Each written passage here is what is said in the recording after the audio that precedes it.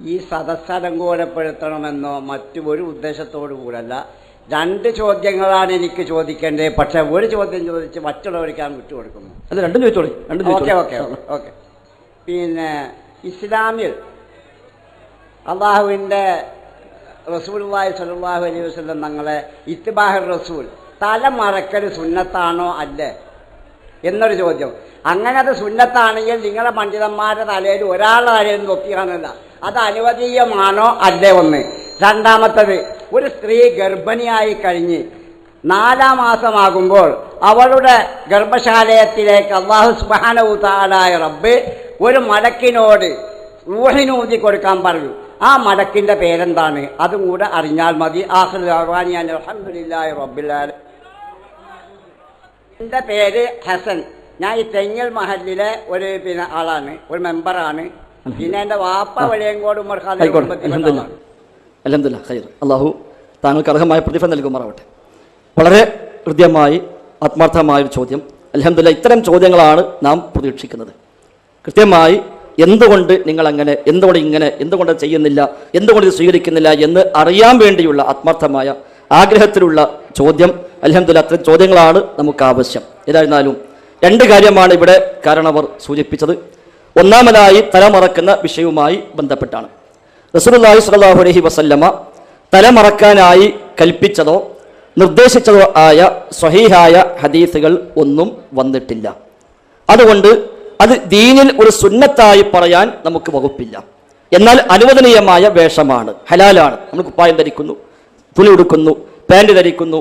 അതേപോലെ നമ്മൾ ചില ആളുകൾ തോർത്തുമുണ്ട് തോളിടുന്നു, ചില ആളുകൾ തലമറക്കുന്നു. അനുവദനീയമായ വേഷങ്ങളിൽപ്പെട്ട ഒരു വേഷമാണ് തലമറക്കൽ. അല്ലാതെ അത് സുന്നത്താണ് എന്ന് പറഞ്ഞുകൊണ്ട് പ്രത്യേകമായ ഹദീസ് റസൂലുള്ളാഹി സ്വല്ലല്ലാഹു അലൈഹി വസല്ലം തങ്ങൾ പഠിപ്പിച്ചതായി സ്വീകാര്യയോഗ്യമായ വഴിയിൽ കിട്ടിയിട്ടില്ല.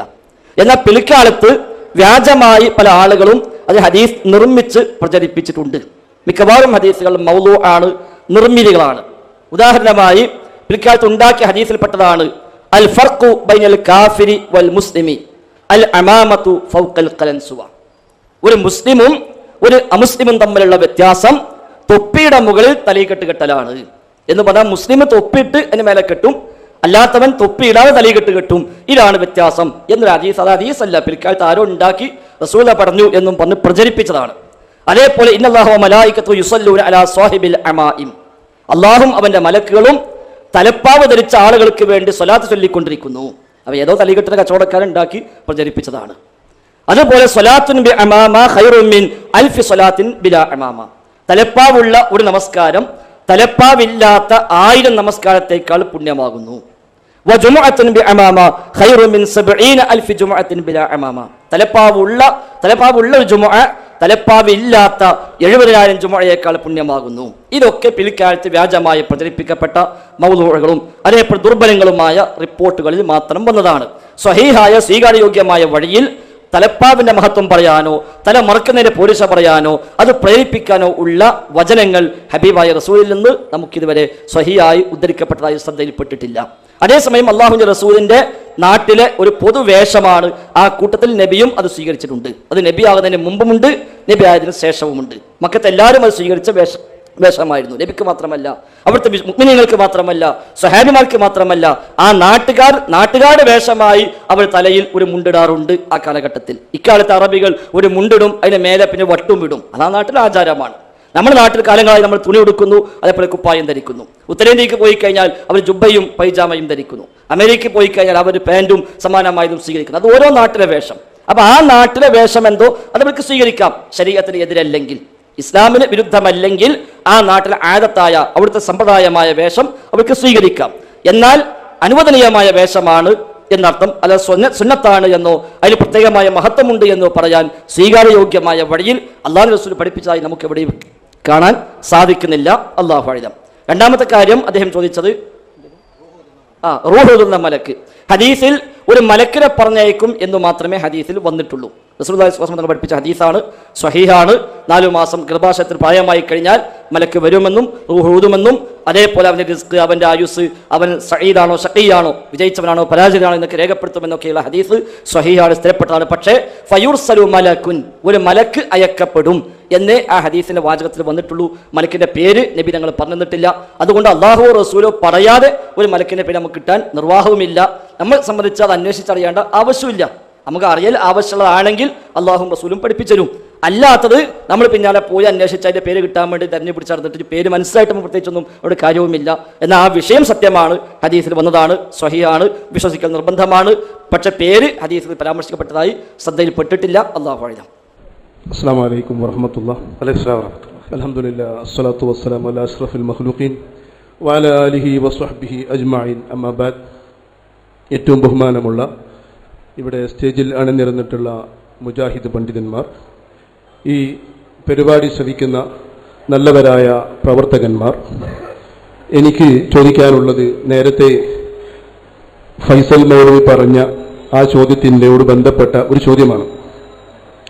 തലപ്പാവ് അല്ലെങ്കിൽ തലമറക്കുക എന്ന വിഷയത്തിൻ്റെ ആധികാരികമായ ഫിഖിഹിൻ്റെ ഹുക്മ് എന്താണ് എന്ന് പറഞ്ഞാൽ, തലപ്പാവ് ധരിക്കൽ ഹറാമോ അല്ലെങ്കിൽ കറാഹത്തോ അല്ലെങ്കിൽ വാജിബോ സുന്നത്തോ, ഇതിൻ്റെ ആധികാരികമായ ഹുക്മ് എന്താണെന്ന് പറഞ്ഞാൽ നന്നായിരുന്നു എന്ന് ഞാൻ ആവശ്യപ്പെടുന്നു.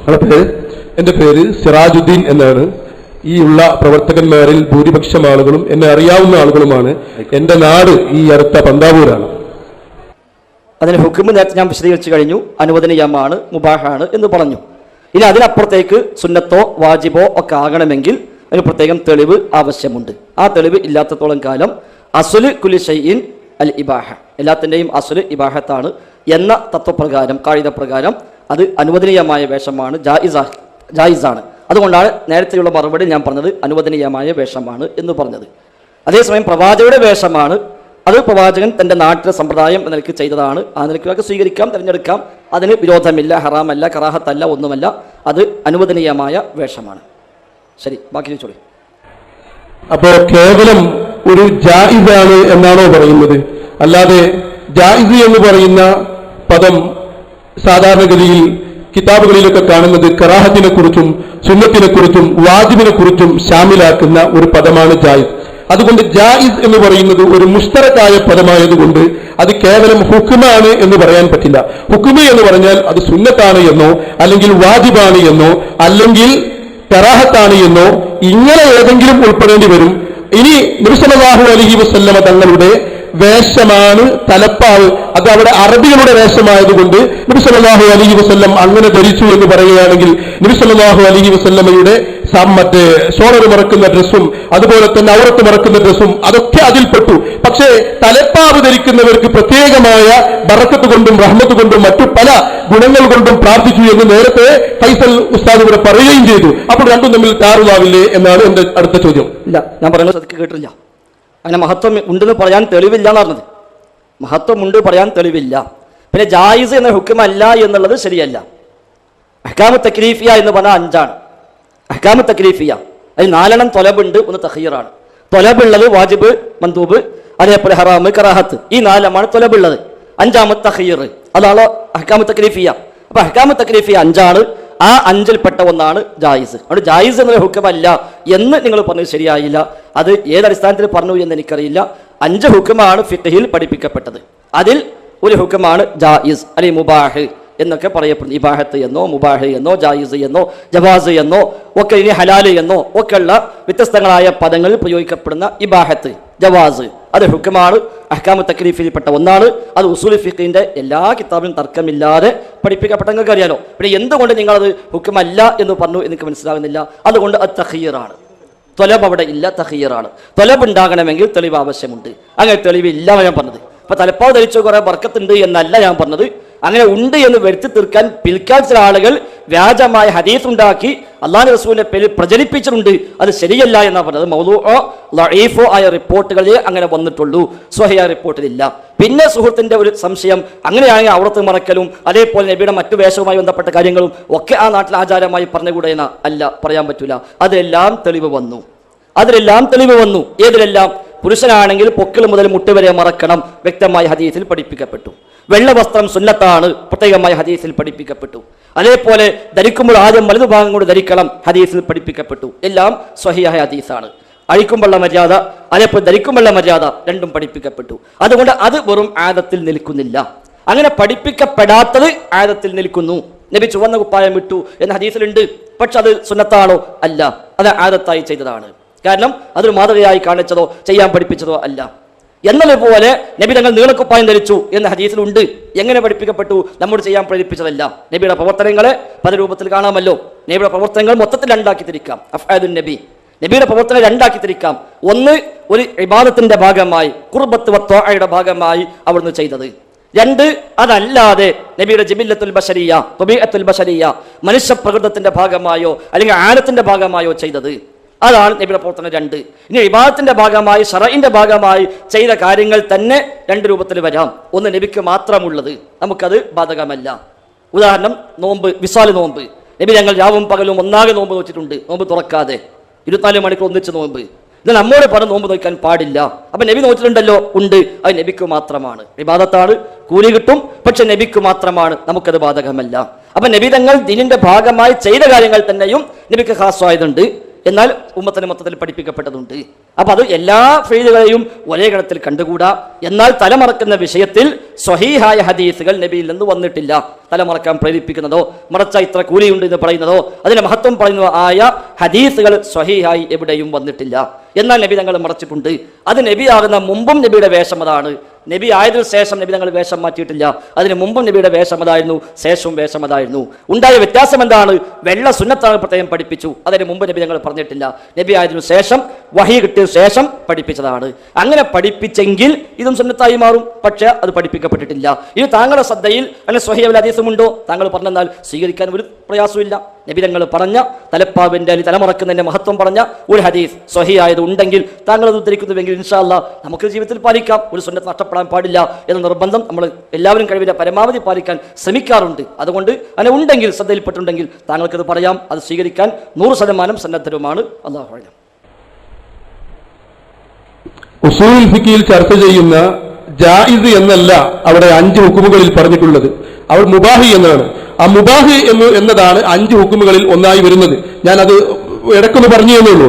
പിന്നെ നബി സല്ലല്ലാഹു അലൈഹി വസല്ലം തലപ്പാവ് ധരിച്ചു എന്ന് നിങ്ങൾ തന്നെ പറഞ്ഞു. നബി സല്ലല്ലാഹു അലൈഹി വസല്ലം തങ്ങളുടെ ഫിഅല് അത് സുന്നത്തിൽ പെടില്ലേ? ഖൗലുഹു വഫീലുഹു വതഖ്രീറുഹു, ഈ ഒരു ഫിഅല് അത് നബി സല്ലല്ലാഹു അലൈഹി വസല്ലമയുടെ ആദത്തിൽപ്പെട്ടതാണ് എന്ന് അറിയിക്കുന്ന മറ്റു വല്ല തെളിവുകളും വരാത്ത കാലത്തോളം നബി സല്ലല്ലാഹു അലൈഹി വസല്ലമ തങ്ങൾ ഈ ധരിച്ച തലപ്പാവ് സുന്നത്താണ് എന്നാണ് വരിക. മാത്രവുമല്ല, തലപ്പാവ് സുന്നത്താണ് എന്ന് മാത്രമല്ല, തലപ്പാവ് ധരിച്ചവർക്ക് പ്രത്യേകമായി നബി സല്ലല്ലാഹു അലൈഹി വസല്ലം പ്രത്യേകമായ പവർ നൽകിയിട്ടുമുണ്ട്. ഇമാം മുസ്നദു ഷാമീൻ തൊബറാനി, ഇമാം തൊബറാനിക്കുള്ള മുസ്നദു ഷാമീൻ എന്ന് പറയുന്ന ഗ്രന്ഥത്തിന്റെ 3416 ഹദീസിൽ അന്നബി ദർദാ റളിയല്ലാഹു അൻഹു ഖാല റസൂലുള്ളാഹി സ്വല്ലല്ലാഹു അലൈഹി വസല്ലം ഇന്നല്ലാഹു വമലായികതുഹു, അല്ലാഹുവും അല്ലാഹുവിന്റെ മലക്കുകളും യുസല്ലൂന അലാ അസ്ഹാബിൽ അമാഇമി യൗമൽ ജുമുഅ, ജുമുഅ ദിവസം നബി സല്ലല്ലാഹു അലൈഹി വസല്ലമ തലക്കെട്ട് കെട്ടിയവർ, തലപ്പാവ് ധരിച്ചവർക്ക് അല്ലാഹുവും അല്ലാഹുവിന്റെ മലക്കുകളും യുസല്ലൂൻ, അവർ ഇസ്തിഗ്ഫാർ ചൊല്ലുന്നു, സ്വലാത്ത് നൽകുന്നു, ഗുണം കൊണ്ട് പ്രാർത്ഥിക്കുന്നു എന്ന് പറയുമ്പോൾ ഇതിലും വലിയ ഒരു തലകെട്ട് കെട്ടിയവർക്ക്, തലകെട്ട് കെട്ടുക എന്ന പ്രവർത്തനം നടത്തിയവർക്ക് ഇതിലും വലിയ ഒരു മഹത്വം ഇനി എന്താണ് നബി സല്ലല്ലാഹു അലൈഹി വസല്ലം പറയേണ്ടത്? താങ്കൾ ആദ്യം പറഞ്ഞ ആമുഖം വിയോജിപ്പുണ്ട്. ഞാൻ എൻ്റെ സംസാരത്തിൽ പ്രത്യേകം പറഞ്ഞു, മുബാഹ് എന്നോ ജായിസ് എന്നോ ഹലാല് എന്നോ ജവാസ് എന്നോ ഇബാഹത്ത് എന്നോ വ്യത്യസ്ത പദങ്ങളിൽ പ്രയോഗിക്കപ്പെട്ടതാണ്, അനുവദനീയമാണ്. അപ്പോൾ അതെല്ലാം ഒന്ന് തന്നെ, മുബാഹും ജായിസൊക്കെ ഒന്ന് തന്നെയാണ്. ഉസൂലികളിൽ വളരെ അപൂർവം ചില പണ്ഡിതന്മാരാണ് മുബാഹും ജവാസും തമ്മിലുള്ള അഭിപ്രായ വ്യത്യാസം, അതും തന്നെ ചില വിഷയത്തിൽ മാത്രം. അത് നമ്മുടെ വിഷയമേ അല്ല, അത് വിഷയമേ അല്ല. അപ്പൊ അനുവദനീയമാണ്, സുന്നത്തല്ല, മന്ദൂബല്ല, വാജിബല്ല, കറാഹത്തല്ല, ഹറാമല്ല. ഇനി നിങ്ങൾക്ക് ഈ സംശയം വേണ്ട. ഞാൻ പ്രത്യേകം പറഞ്ഞത് 5 ഹുക്കുമിൽ 4 തലബുണ്ട്. ഒന്ന് തഖീറാണ്. ആ തഖീറാണ് ഇവിടെ. കാരണം അസ്ലു കുല്ലി ഷൈഇൻ അൽ ഇബാഹ എന്ന് പറഞ്ഞിട്ടാണ് ഞാൻ പറഞ്ഞത്. അസ്ലു കുല്ലി ഷൈഇൻ അൽ ഇബാഹ എന്ന് പറഞ്ഞിട്ടാണ് പറഞ്ഞത്. അപ്പൊ അതുകൊണ്ട് ഇനി ഇബാഹ് വേറെ ജവാസ് വേറെ പറയാൻ പോണ്ട. ഈ സാധാരണക്കാരെ ഇവിടെ നമ്മൾ ഇടങ്ങാറാക്കണ്ടല്ലോ. അതുകൊണ്ട് അനുവദനീയമാണ്, അല്ലാതെ സുന്നത്തില്ല, നിർബന്ധമില്ല. ഇനി ഈ പറഞ്ഞ ഹദീസ്, ഇത് സുഹൃത്ത് നേരത്തെ ഞാൻ പറഞ്ഞിരുന്നു, നിങ്ങൾ അപ്പോൾ ശ്രദ്ധിച്ചിട്ടുണ്ടാവില്ല. എന്റെ കഴിഞ്ഞ സംസാരത്തിൽ ഞാനിത് അങ്ങോട്ട് പറഞ്ഞു, ഇന്നല്ലാഹു മലായികത്തു യുസല്ലൂന അലാ സ്വഹിബിൽ അമായിം അല്ലെങ്കിൽ അലാ സ്വഹാബിൽ അമായിം, രണ്ട് രൂപത്തിൽ വന്നിട്ടുണ്ട്.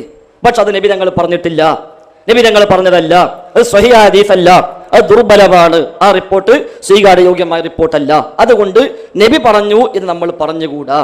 നബി തങ്ങൾ അത് പറഞ്ഞിട്ടില്ല, അത് സ്വഹീഹായ പരമ്പരയിൽ ഉദ്ധരിച്ചു കിട്ടിയ ഹദീസേ അല്ല.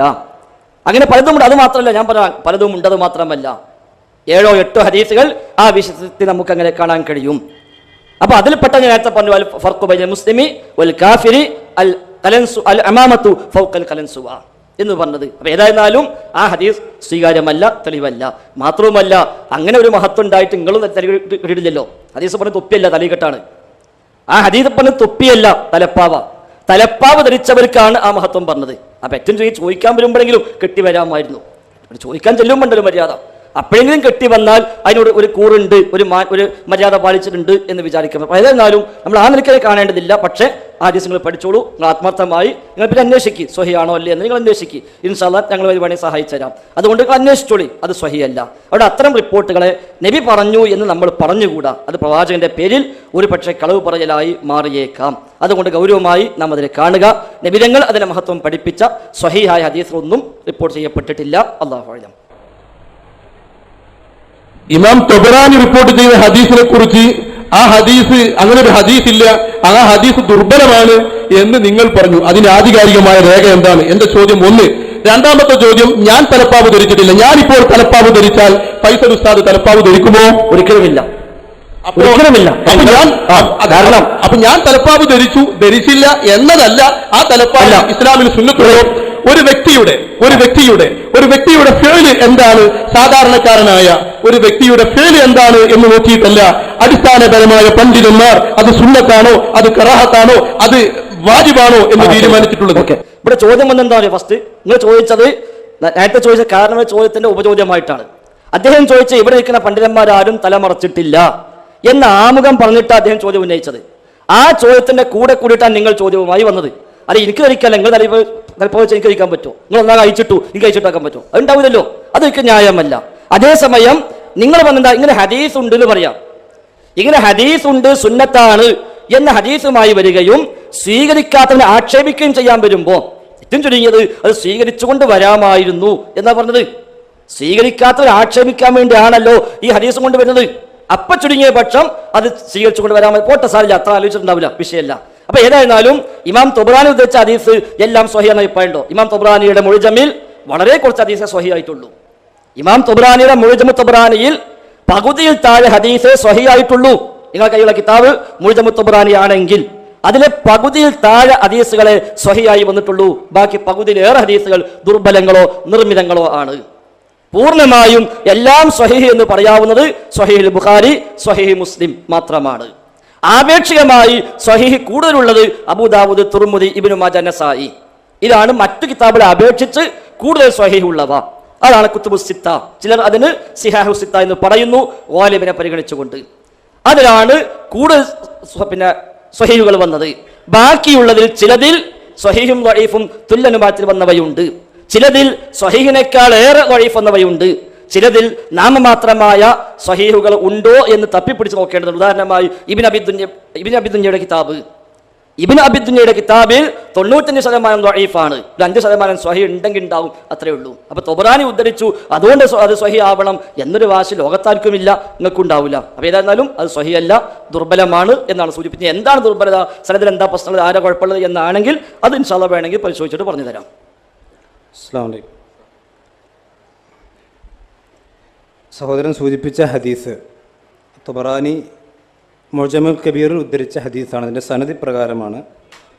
ഖാല ഹദ്ദസന അയ്യൂബ് ബിൻ മുദർക്ക് അൻ മക്ഹൂൽ അൻ അബി ദർദ അൻ റസൂലുള്ളാഹി സ്വല്ലല്ലാഹു അലൈഹി വസല്ലം.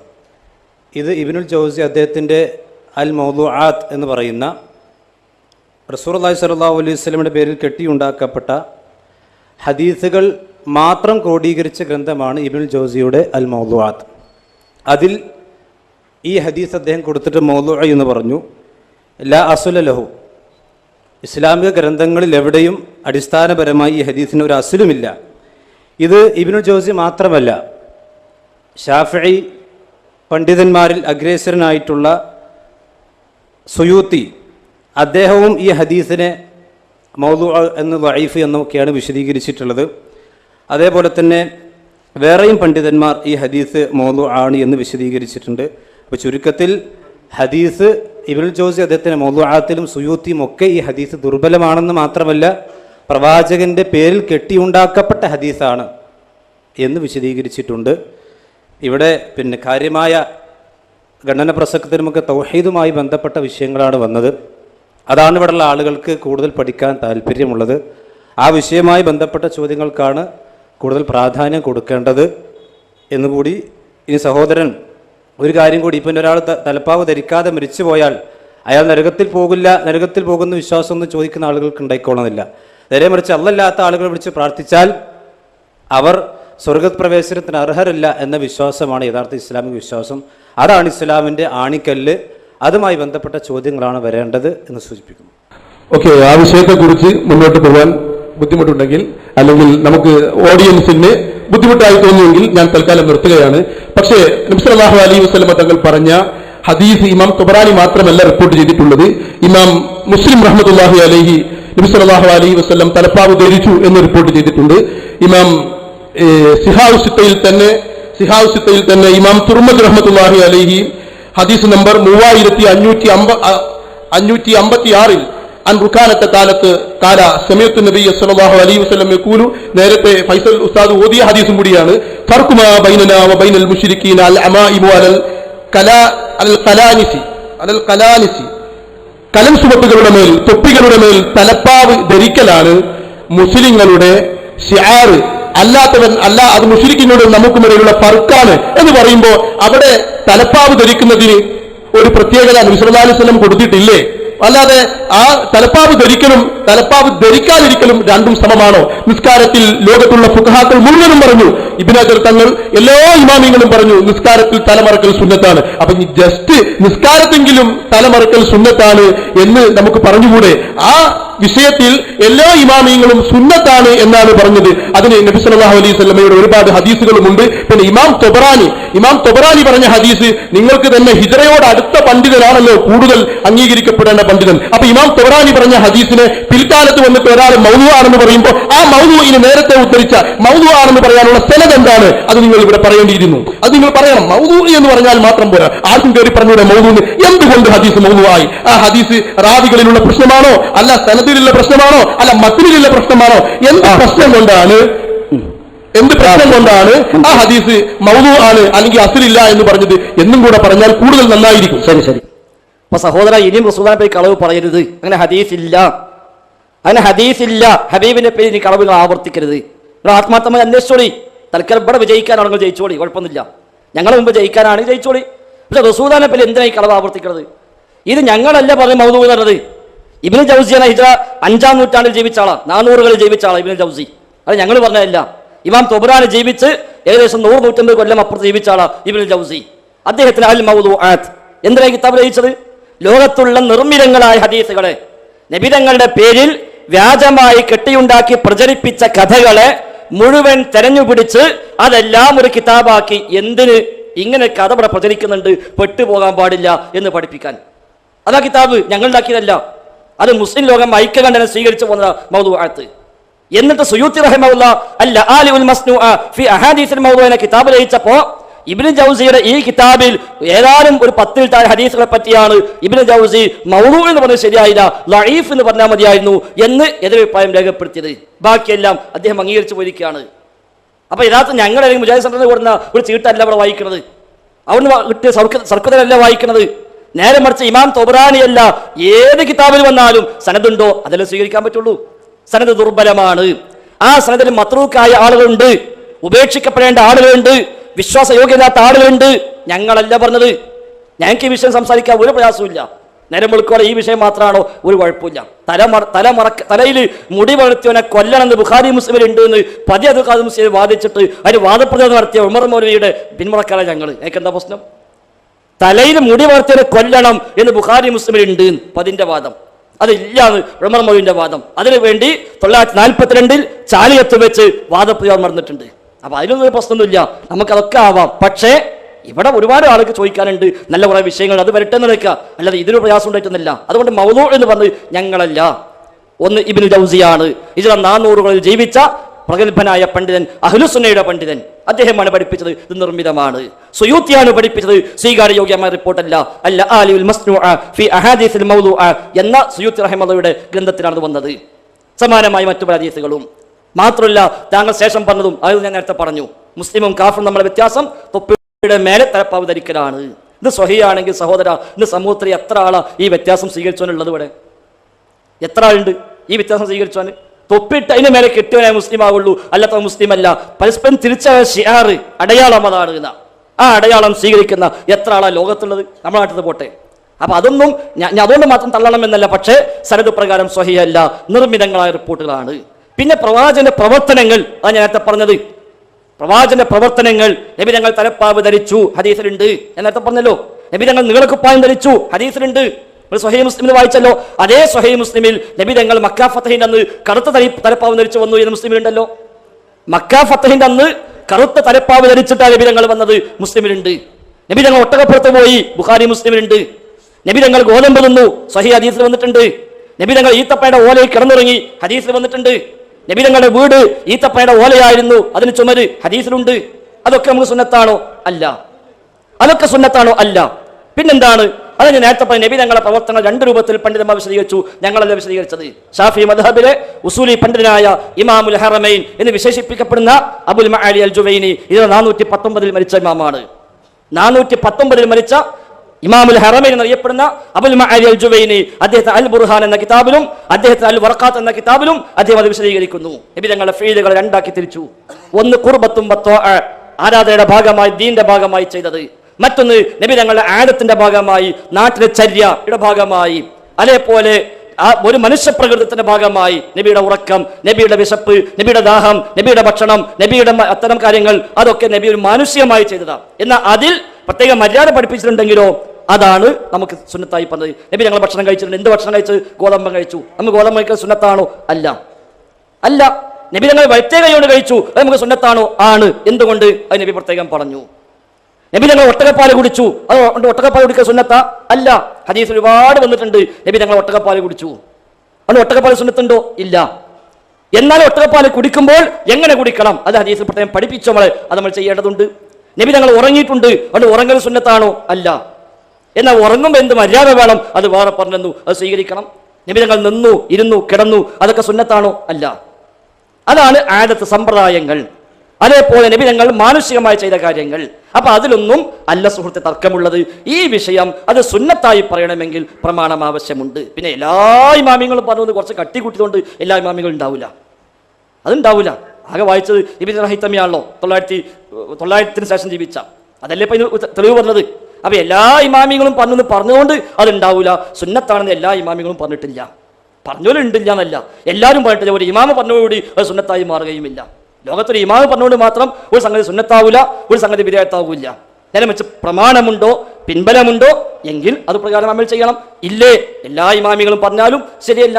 ഇമാം മാലിക് പറഞ്ഞിട്ടുണ്ട് ശവ്വാൽ 6 നോമ്പ് സുന്നത്തില്ല, അവിടെ സുന്നത്തില്ല അതൊക്കെ. ഇമാം മാലിക് പറഞ്ഞാൽ ശവ്വാൽ 6 നോമ്പ് സുന്നത്തില്ല, അത് ബിദ്അത്താകുമെന്ന് ഞാൻ ഭയപ്പെടുന്നു എന്നാ. നമ്മൾ എന്താ ചെയ്യാം? ഇമാം മാലിക് പറഞ്ഞാൽ ശരിയല്ല, ഹദീസ് വന്നു, നമുക്ക് സ്വീകരിക്കാം. അതാണ് ഇതിലെ മാതൃക. അപ്പൊ ഹദീസ് ഉണ്ടോ, പ്രമാണമുണ്ടോ, തെളിവുണ്ടോ, ഏത് ഇമാം പറഞ്ഞാലും പറഞ്ഞില്ലെങ്കിലും അത് നമ്മൾ ചെയ്യണം. തെളിവില്ലേ, ഏത് ഇമാമ പറഞ്ഞാലും നമുക്കത് ബാധകവുമല്ല. എല്ലാ ഇമാമികളും പാപസുരക്ഷന്മാരല്ല, എല്ലാവരും മഅസൂമികളല്ല. ഗവേഷകന്മാർക്ക് എല്ലാവർക്കും ശരിയെ പറ്റൂ എന്നില്ല. ഗവേഷകന് തെറ്റുപറ്റിയാൽ ഒരു കൂലിയുണ്ട്, ഗവേഷകന് ശരി പറ്റിയാൽ 2 കൂലിയുമുണ്ട് എന്ന് ഹദീസിൽ പഠിപ്പിക്കപ്പെടുന്നു. ഏതായിരുന്നാലും സൂചിപ്പിച്ച പോലെ മുഖ്യ വിഷയം തൗഹീദുമായി ബന്ധപ്പെട്ടതാണ്. അല്ലാഹു അല്ലാത്ത ആളുകൾ വിളിച്ചു പ്രാർത്ഥിക്കുന്നു, അമ്പിയാക്കളെ, ഔലിയാക്കളെ, മലക്കുകളെ, ജിന്നുകളെ, ശൈത്താന്മാരെ അല്ലാത്തവരെ എല്ലാം വിളിച്ചു പ്രാർത്ഥിക്കുന്ന ശിർക്കൻ ഏർപ്പാട് നമ്മുടെ സമൂഹത്തിലുണ്ട്.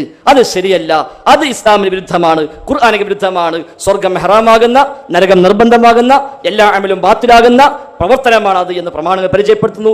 അതിലാവട്ടെ നമ്മുടെ ചർച്ചകൾ പ്രധാനമായും ഊന്നേണ്ടത്.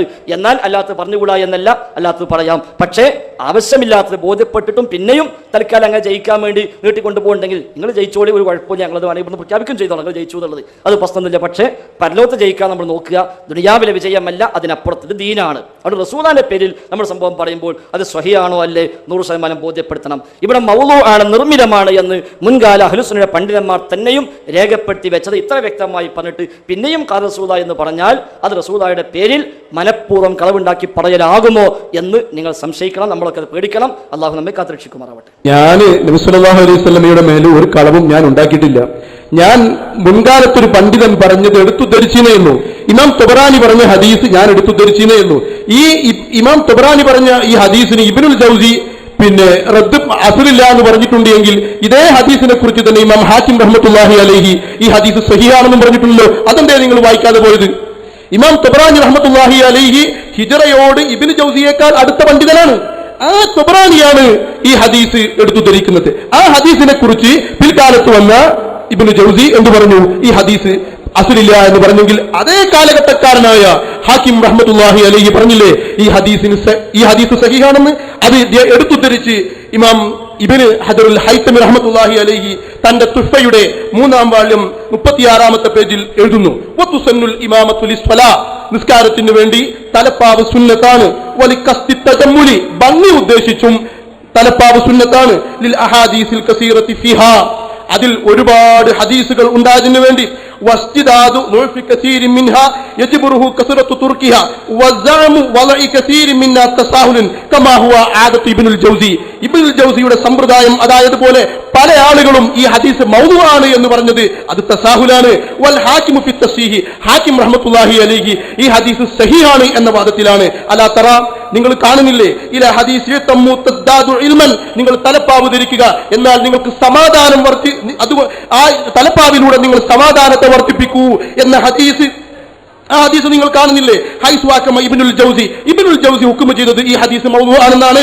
വൽ ഹാകിമു ബിസിഹ്ഹതിഹി, എന്നാൽ ഹാകിം ഈ ഹദീസ് സഹീഹാണെന്നും പറഞ്ഞിട്ട്. അപ്പോൾ ഇമാം തൊബറാനി പറഞ്ഞ ഹദീസിനെ കുറിച്ച് രണ്ടഭിപ്രായങ്ങളും രേഖപ്പെടുത്തിയിട്ടുണ്ട്. ആ രണ്ടഭിപ്രായത്തിൽ ഈ അഭിപ്രായം മാത്രം പിടിച്ച് മറ്റേ അഭിപ്രായം ശരിയല്ല, അത് ഇതിനേക്കാളും ദഈഫാണ് എന്ന് നിങ്ങൾ ഈ പിടിക്കുന്നതിന്റെ സനദാണ് ഞാൻ ചോദിക്കുന്നത്. നിങ്ങൾ ആ ഭാഗത്തേക്ക് കടന്നിട്ടില്ല.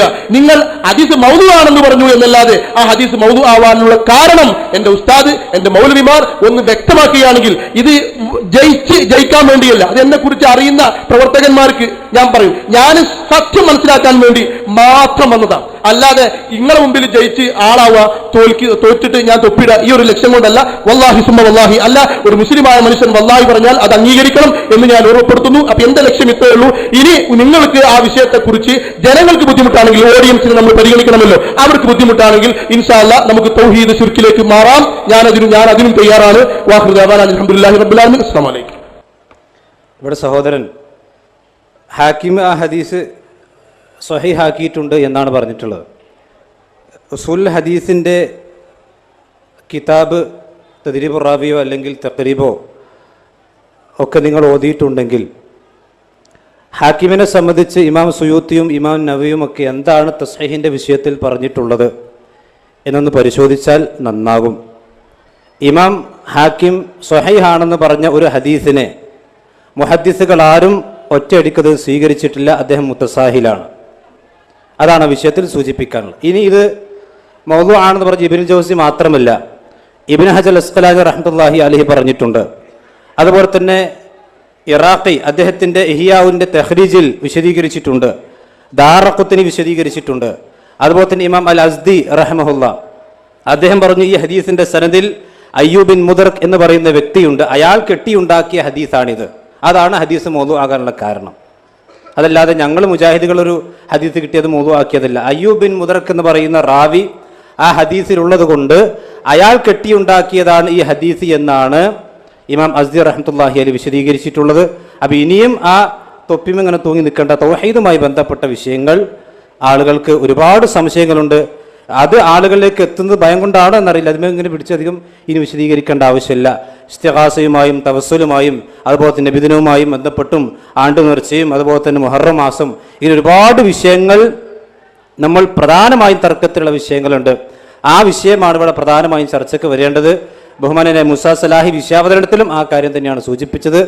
ഇനി എൻ്റെ സഹോദരൻ റസൂലുള്ളാഹി സ്വല്ലല്ലാഹു അലൈഹി വസല്ലം പറഞ്ഞൊരു ഹദീസ് കൂടി ഞാൻ ഈ സന്ദർഭത്തിൽ ഓർമ്മപ്പെടുത്തുകയാണ്. റസൂലുള്ളാഹി സ്വല്ലല്ലാഹു അലൈഹി വസല്ലം പറഞ്ഞു, ഒരു ഹദീസ് യുറ അന്നഹു കദീബ്, അത് കളവാണെന്ന് കാണപ്പെടുന്നുണ്ട്. അങ്ങനെയുള്ള ഒരു ഹദീസ് ഒരു മനുഷ്യൻ പറഞ്ഞാൽ ഫഹു അഹദുൽ കാദിബൈൻ, അവ രണ്ട് കള്ളന്മാരിൽ ഒരുത്തനാണെന്ന് റസൂലുള്ളാഹി സ്വല്ലല്ലാഹു അലൈഹി വസല്ലം പറഞ്ഞിട്ടുണ്ട്. പ്രവാചകന്റെ പേരിൽ കളവാണെന്ന് ആരോപിക്കപ്പെടുന്ന ഹദീസ് അത് റസൂലുള്ളാഹിന്റെ പേരിൽ കെട്ടിയുണ്ടാക്കി വീണ്ടും പറഞ്ഞാൽ അവൻ രണ്ട് കള്ളന്മാരിൽ ഒരു കള്ളനാണെന്ന് റസൂലുള്ളാഹി സ്വല്ലല്ലാഹു അലൈഹി വസല്ലം ഇമാം മുസ്ലിമിന്റെ മുഖദ്ദമയിലെ ഹദീസ് കാണാം. അത് ഒന്നാമത്തത് അത് കെട്ടിയുണ്ടാക്കിയവനാണ്, രണ്ടാമത്തത് കെട്ടിയുണ്ടാക്കി എന്നറിഞ്ഞിട്ടും അത് വീണ്ടും ആളുകളിലേക്ക് പറഞ്ഞു കൊടുക്കുന്നവനാണ്. ഗൗരവമുള്ള വിഷയമാണെന്ന് സുഹൃത്തുക്കളെ ഓർമ്മപ്പെടുത്തുന്നു.